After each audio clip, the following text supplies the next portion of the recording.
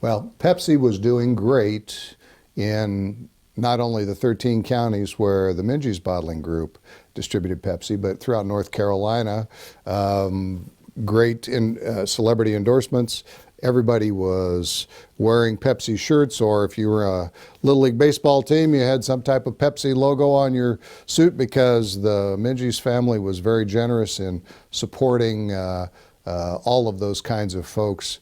But you were in Kinston, North Carolina, and your father was running the Kinston plant, and there was a very serious event that took place on September the 4th, 1975.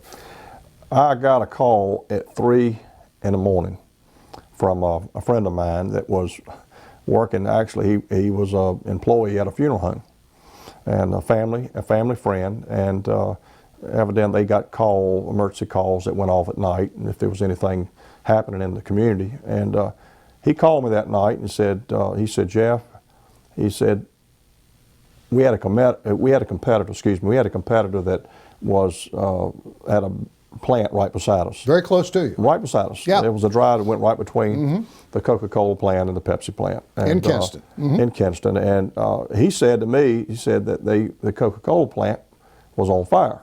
Well, I quickly put on my little blue work pants and a t-shirt and got in my little truck at the time, an old Pepsi truck, and I went down Hardy Road, went directly down the hill. And as I went down that hill and looked over across from the Vernon Park Mall, you could see this huge ball of fire. I mean, but you couldn't really make out at that point whether or not it was our plant or the Coke plant.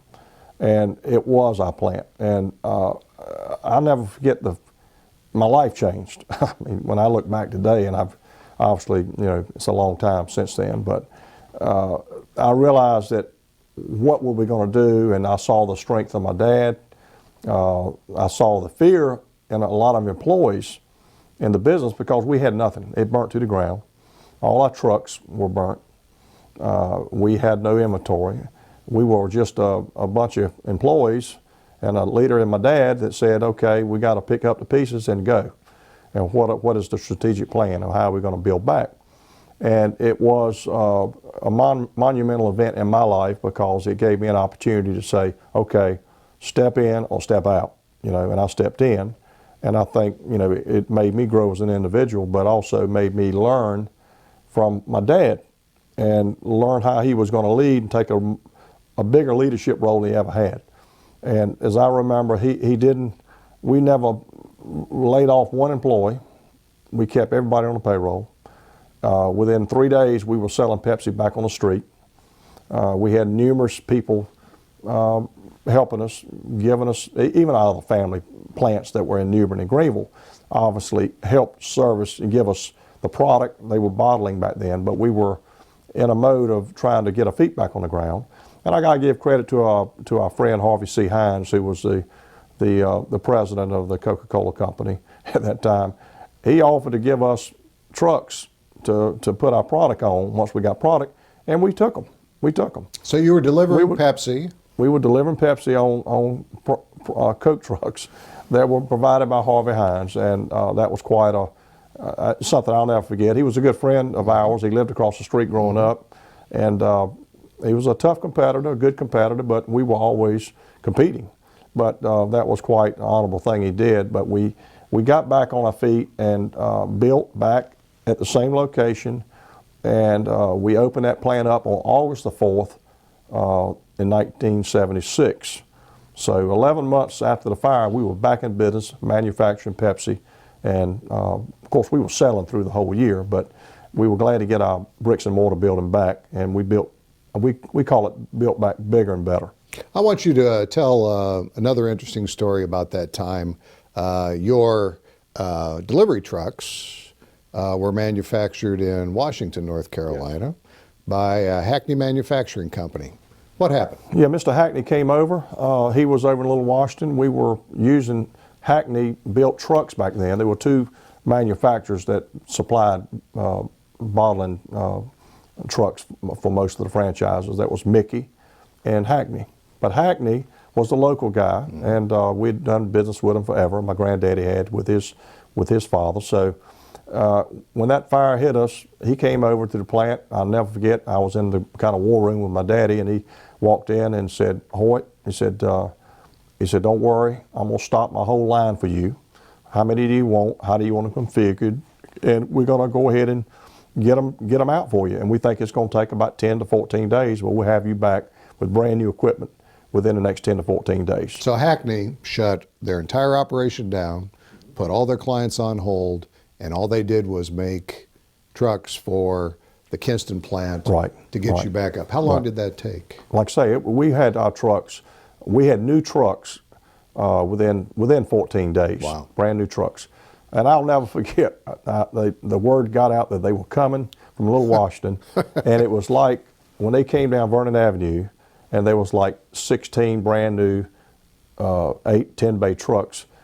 You're talking about a smiling bunch of employees. We were happy because we were working off of really old equipment.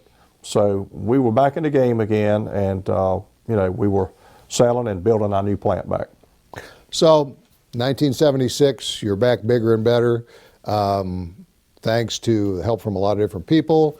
You had 2 other bottling operations that could chip in and help you with products, so you didn't miss a beat, and things start to flourish. And we start to see the 3rd generation of Minges. Talk a little bit about the 3rd generation and the plant operations and what was going on in the 70s, 80s, and 90s.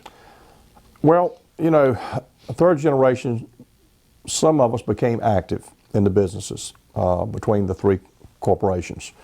There was John F. Menzies, his son, Little John. I called him Little John back then, but he was working for his dad. Tom Menzies was working for Uncle Jack in Greenville. Mike Menzies was working and had succeeded his daddy Forrest over in New Bern. Myself, my brother Hoyt, and even my little brother Ty had gone to work for my daddy in Kinston. So we had a lot of 3rd generation active members that wanted to be a part of the business.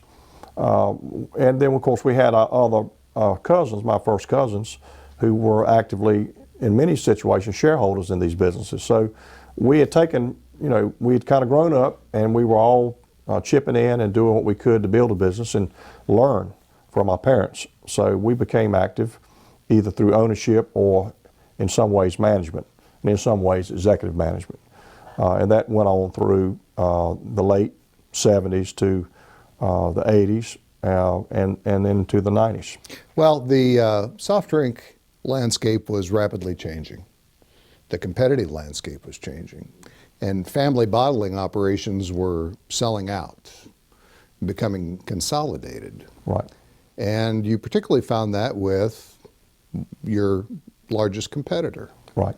So you were a family operation with 3 separate plants, Kinston, New Bern, Greenville, and you were competing against a consolidated group that could combine their resources and clout, and that was pretty tough.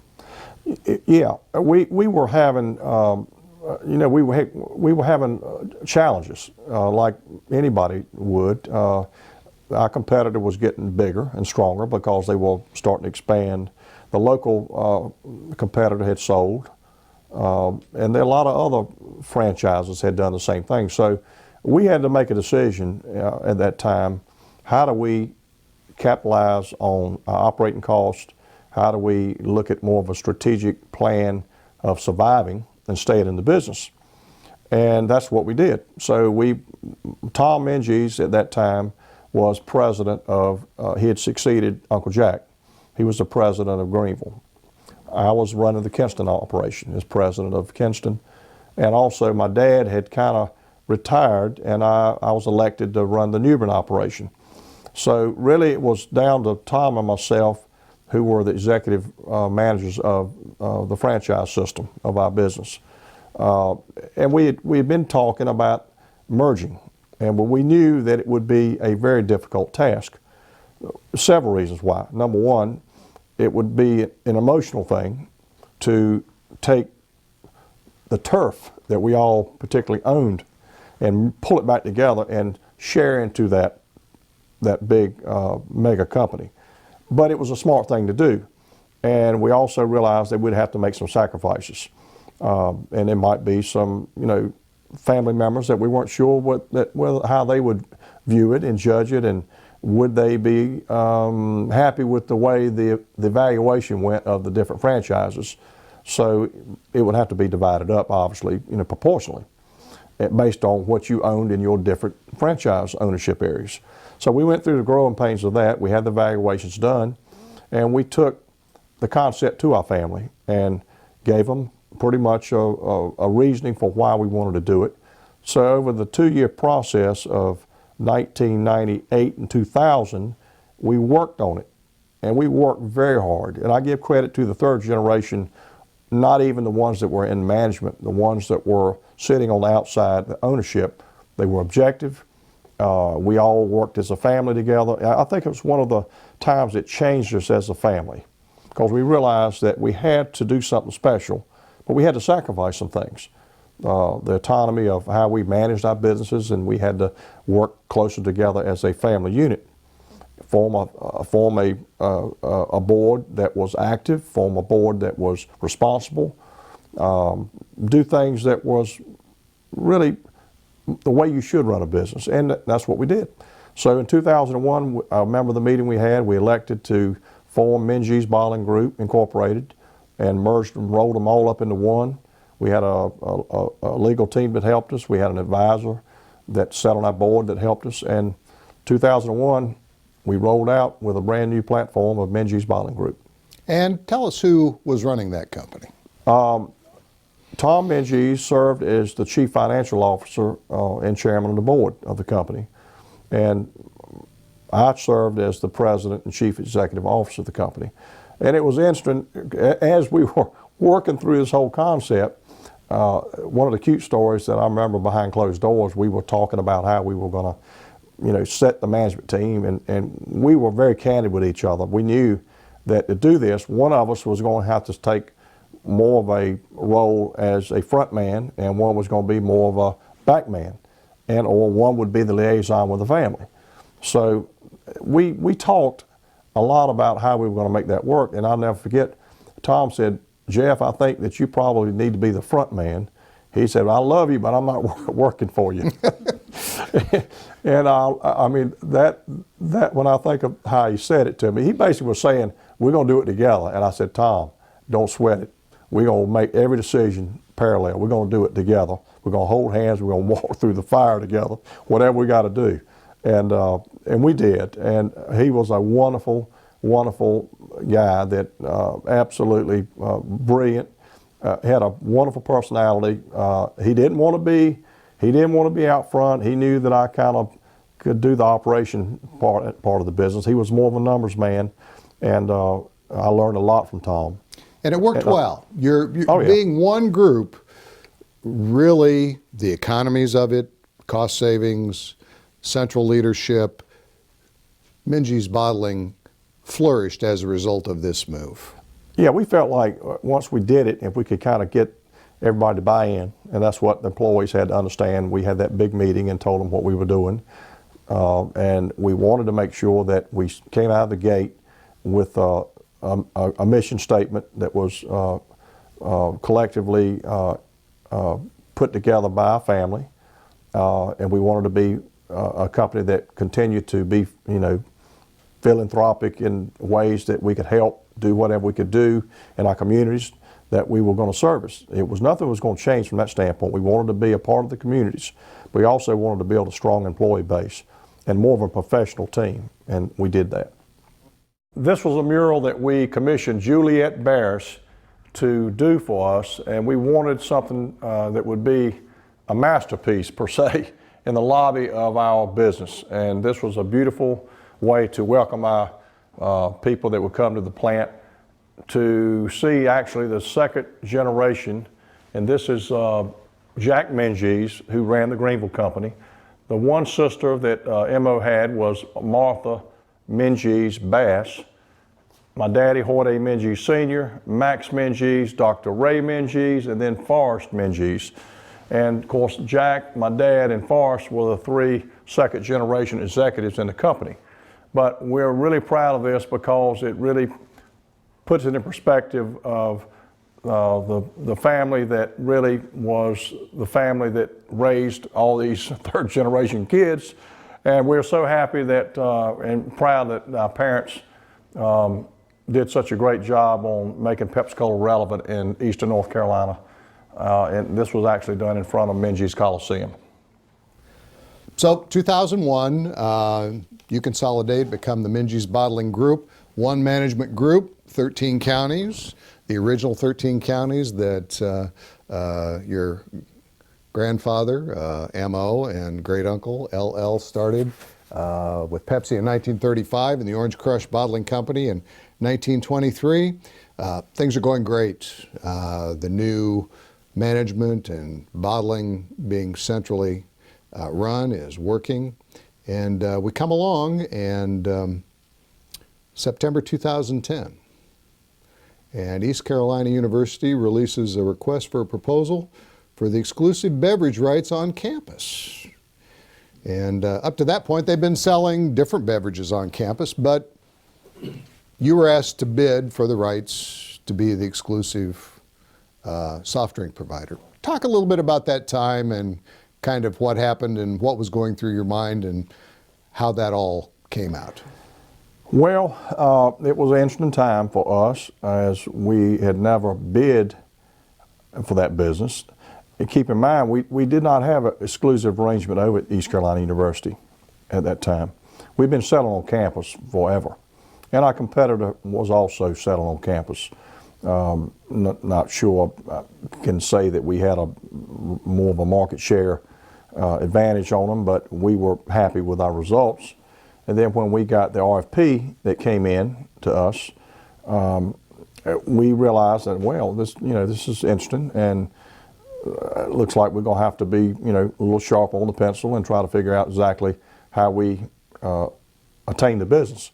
And lo and behold, when it was all said and done, we bid it, and I remember staying up to the wee hours of the night with our team, and we submitted the bid, and we got a confirmation back about a week later that the bid was going to be awarded to our competitor. And several things it was a time that we couldn't believe it, but we understood, myself as a businessman, I was looking at it in their shoes.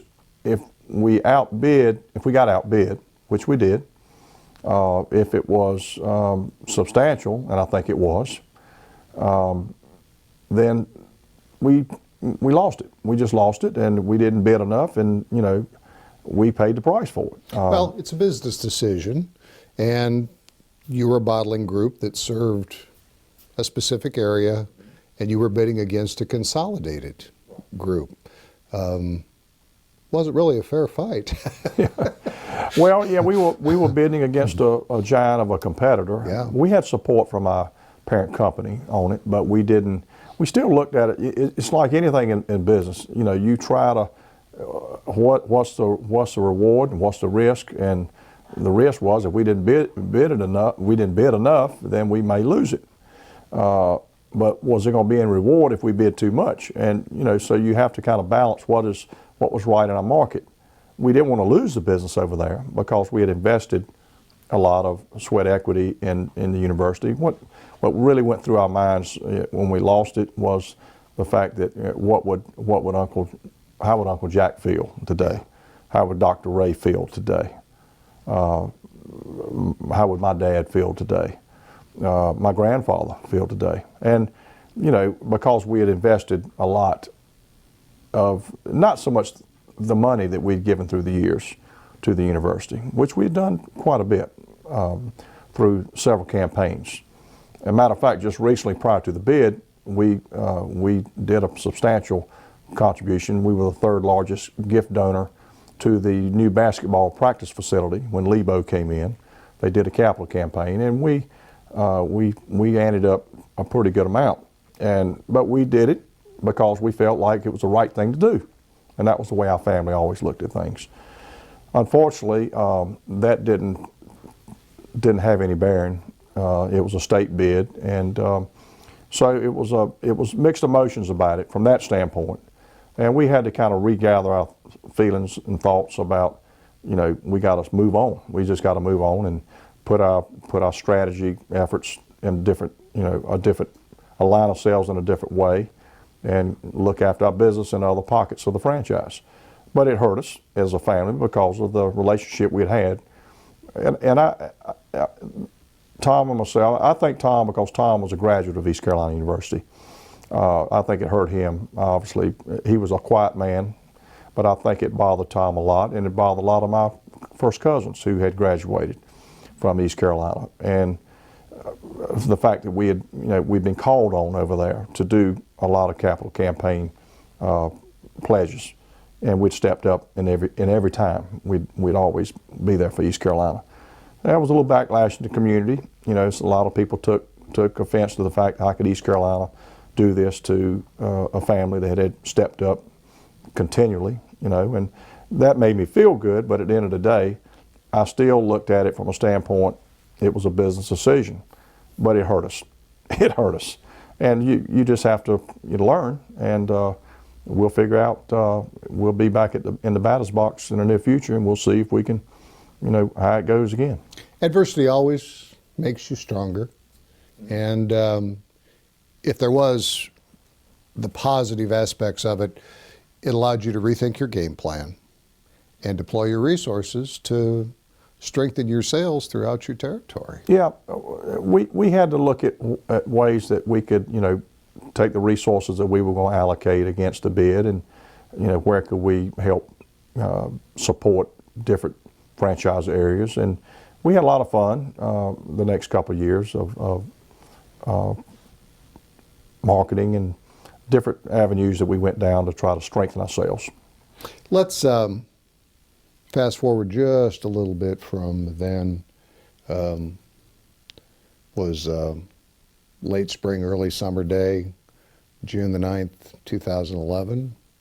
You and your co-CEO did what you did a lot of times. You decided to go to lunch together. And you went to a favorite spot in downtown Ayden, North Carolina, Bum's Barbecue. Tell us about your lunch that day. Yeah, Tom Menzies and myself would have lunch quite a bit. There were times that he would go back to his home or go into Greenville separately, but there was a lot of times that we would run out to hamburger joints, or particularly Bum's. We liked to go over there. It was close, and because your headquarters is just outside of Ayden, right, in a facility that you had built. He was basically, their restaurants over in Ayden. So we took a 3-mile track over to this place and went through the lunch line, and like we normally do, and spoke to Bum and Shirley, and went through the hello to everybody that we know in the restaurant, and sat out of the back room, and we, as normal, a normal deal, Tom was always full of laughs, and we were giggling about certain stories that we were talking about, maybe something that had happened the week before that we'd done over the weekend or whatever. And I noticed that he had his normal big pot of beef stew. Tom liked to eat a lot, and I did too, but Tom wore it just a little bit better than I did. But we had a nice lunch, and all of a sudden we come back to the office. I'm in my office. I see him walk into my office about an hour and a half after lunch, and it's about around 2:30, 3 o'clock, and he came into my office and said, he would always call me bruh. He said, bruh, he said, I don't feel good. And I looked at him, and I said, Tom, didn't think anything about that something could be going on wrong. I said, well, bro, you ate a lot. I said, you ate a lot of stewed beef today. I said, don't you think you may have indigestion? He said, I don't know. I said, I just don't feel right. And he walked out. Well, it didn't cross my mind to go back in there, because, I've seen Tom occasionally do that. And I heard him go out the back. He told our secretary, Sherry, said, Sherry, I'll see you tomorrow. I'm going home. And he rolled out about 3:30. and drove home.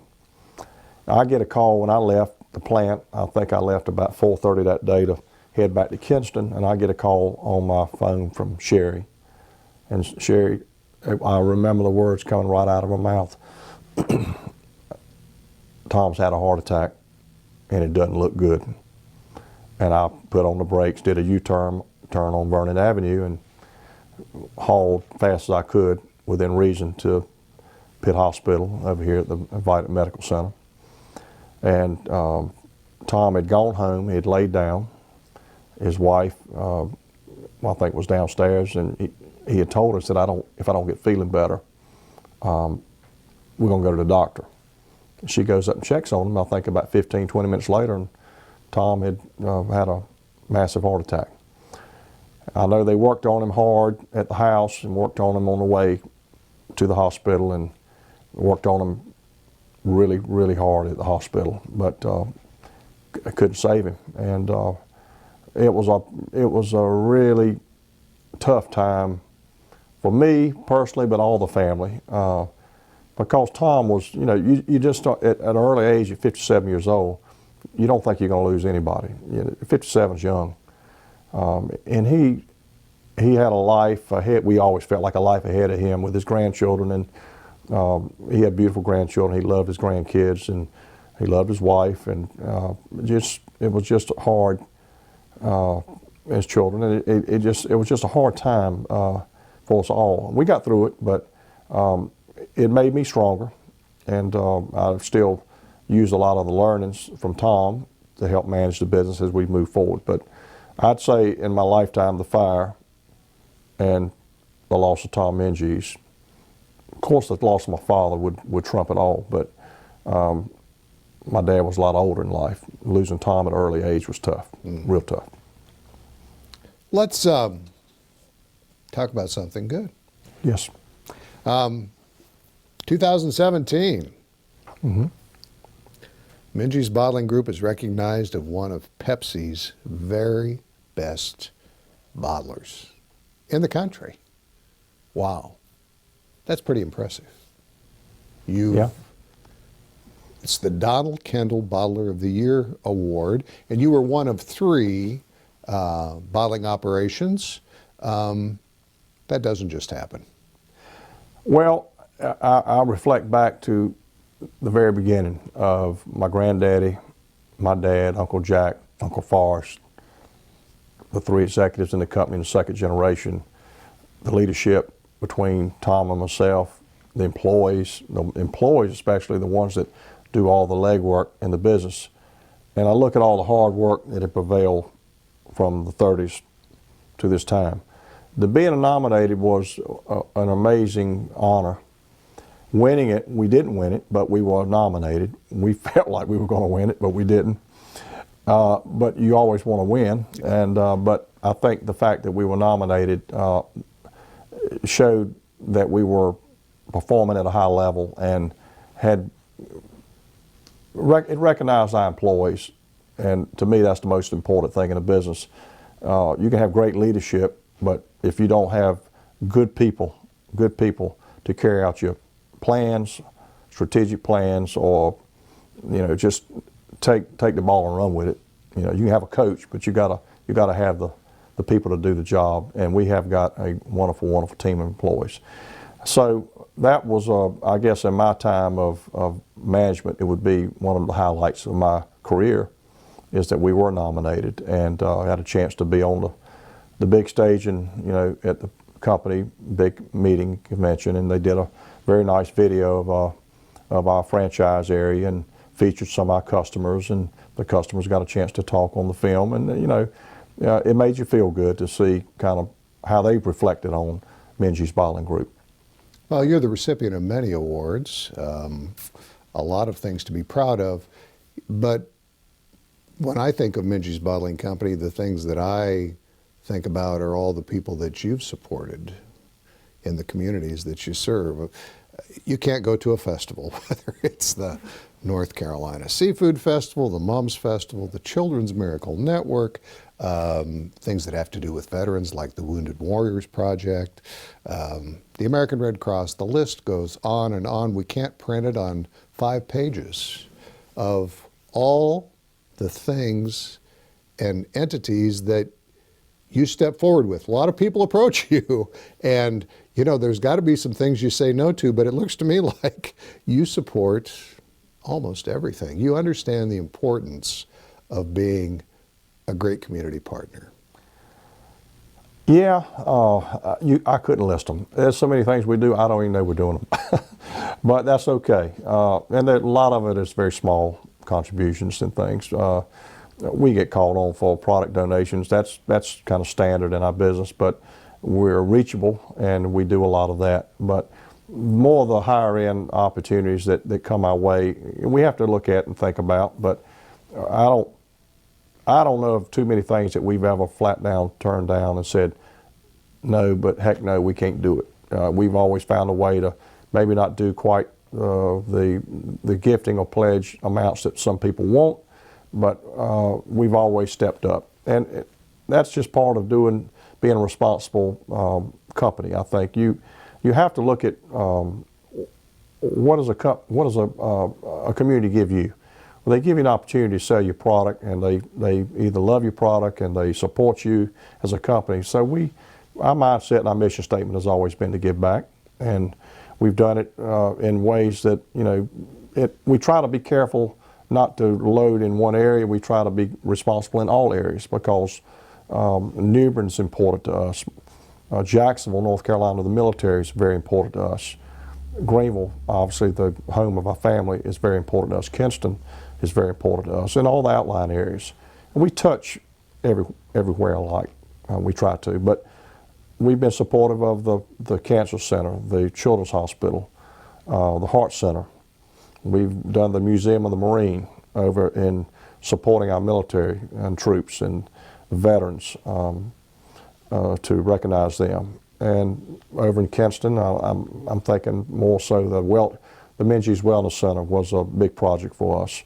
And we're happy about that because we want to do things that can affect the community in ways that are positive ways, and cultural things. The Arts Council, Lenore County Arts, and we do a lot in. Same in Greenville, and you know, I keep I'm hitting the bigger projects we've done, but it is important, and we'll continue to do that as a family.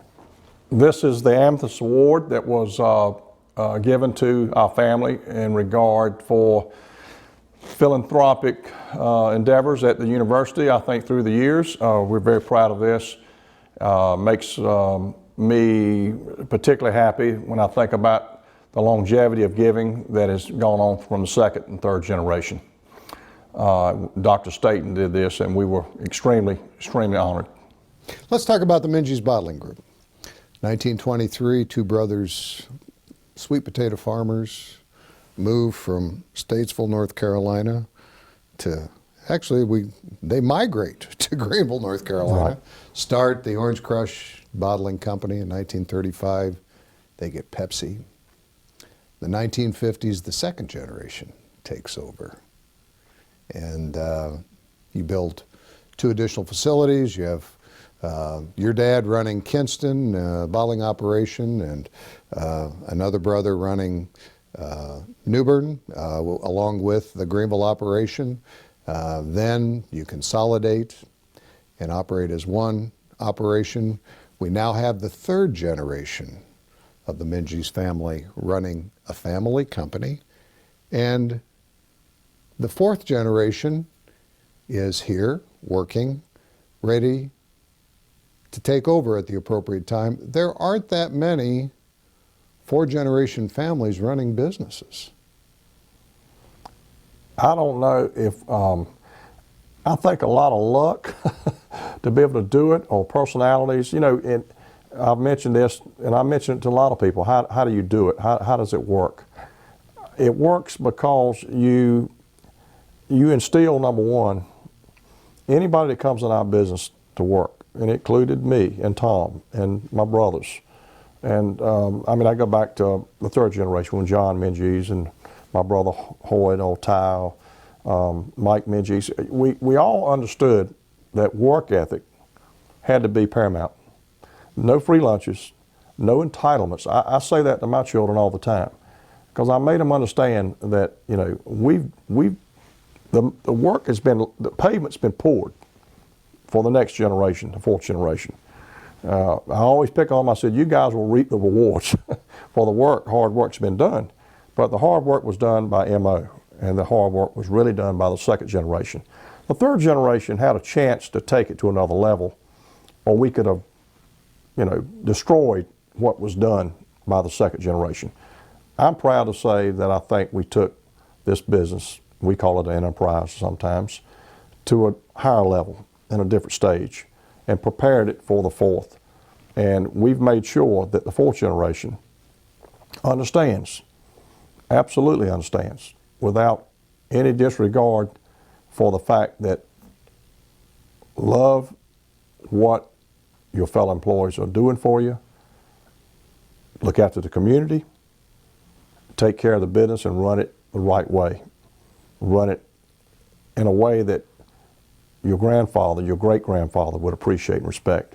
I'm proud to say that Miles and Landon, who are at this point look like we're going to be the two executive leaders of the company. We still have two other nieces. I have a niece and a nephew, and Chris Kraft and Michelle Menzies that are working and doing absolutely a fantastic job in their roles.